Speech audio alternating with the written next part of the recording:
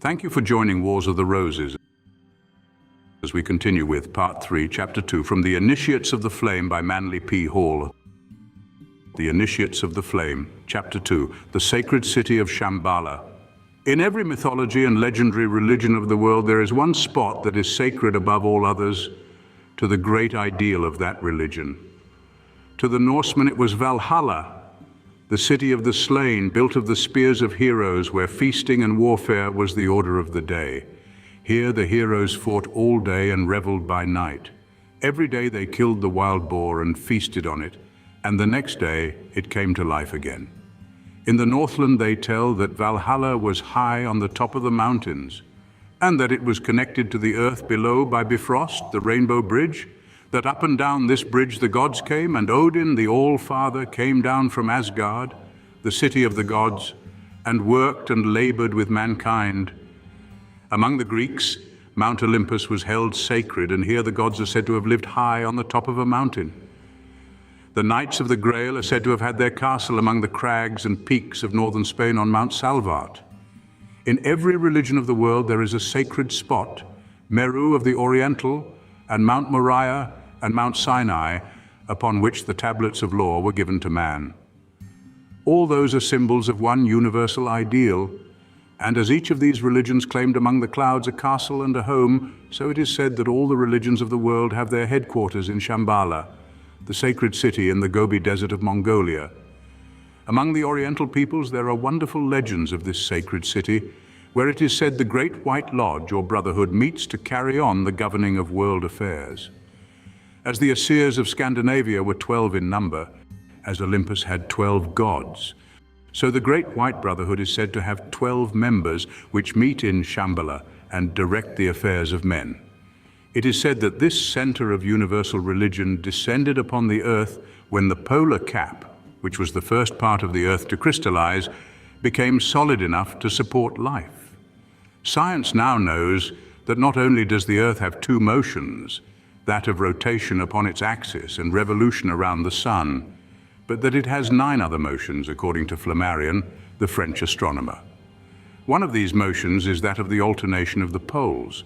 In other words, someday, that part of the Earth's surface, which is now the North Pole, will become the South Pole. Therefore, it is said that the sacred city has left its central position and after much wandering is now located in Mongolia.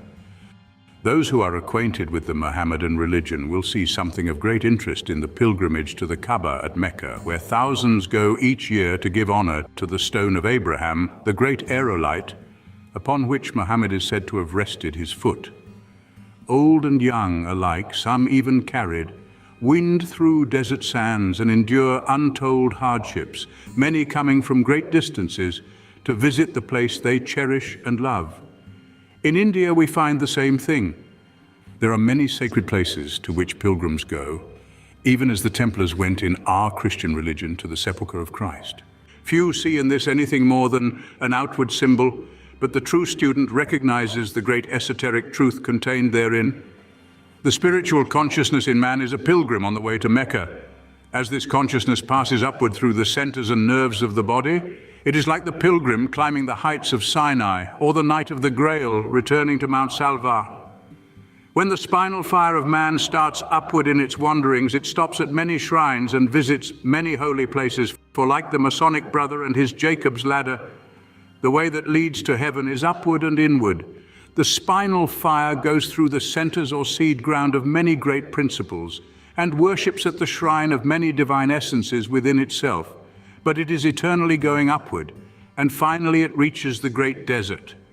Only after pain and suffering and long labor does it cross that waste of sand. This is the Gethsemane of the higher man, but finally he crosses the sacred desert, and before him in the heart of the lotus rises the golden city, Shamballa. The lotus, may your consciousness be lifted upward through the tree of life within yourself until in the brain it blossoms forth as the lotus, that rising from the darkness of the lower world lifts its flower to catch the rays of the sun. In the spreading of the bone between the eyes, called the frontal sinus, is the seat of the divine in man. There, in a peculiar gaseous material, floats, or rather exists, or is the fine essence which we know as the spirit. This is the lost city in the sacred desert, connected to the lower world by the rainbow bridge or the silver cord. And it is to this point in himself that the student is striving to rise.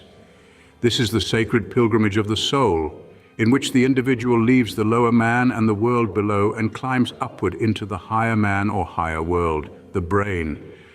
This is the great pilgrimage to Shambhala, and as that great city is the center for the direction of our earth, so the corresponding great city in man is the center for his governmental system.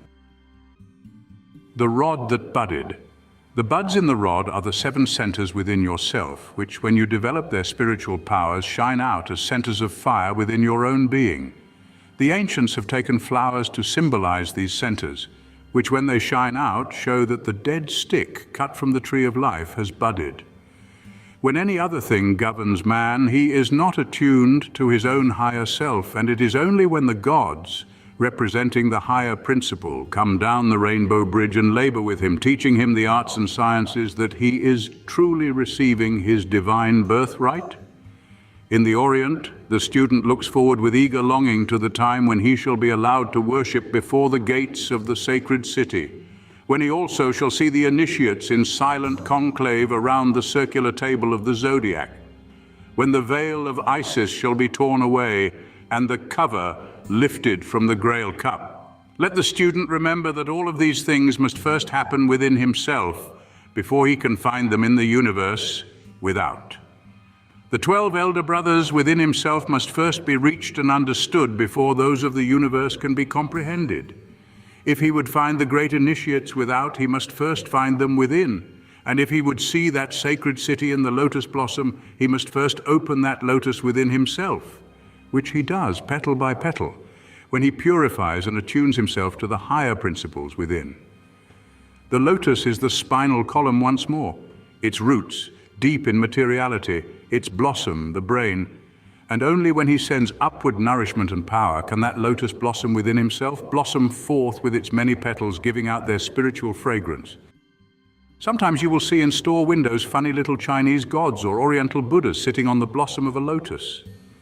In fact, if you look carefully, you will find that nearly all of the Oriental gods are so depicted. This means that they have opened within themselves that spiritual consciousness which they call the Shushuma. You've seen the funny little hats worn by the Hindu gods.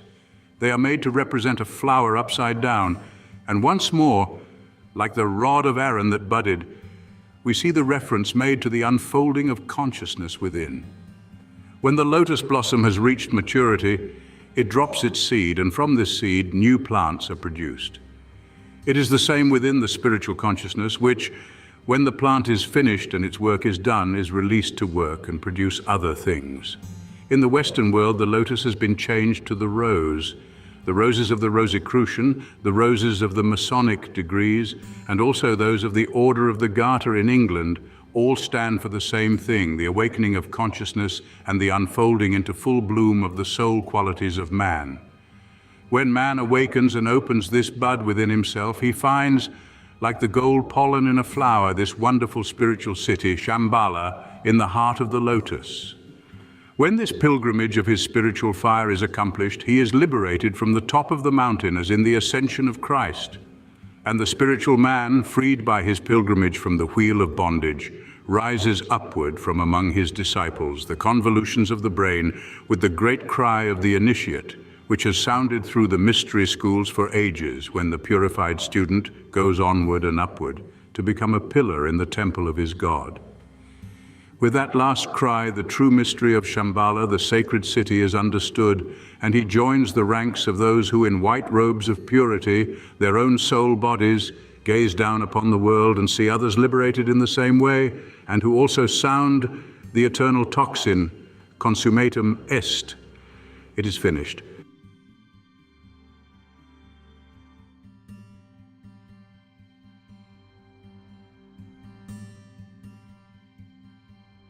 The Philosopher's Stone.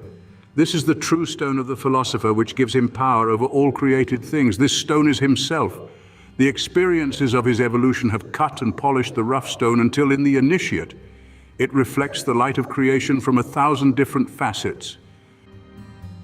Thank you for watching, and please don't forget to share, like, subscribe, and comment. And if you can, please consider donating to Wars of the Roses. Links to PayPal and Patreon are in the description. Thank you so very much.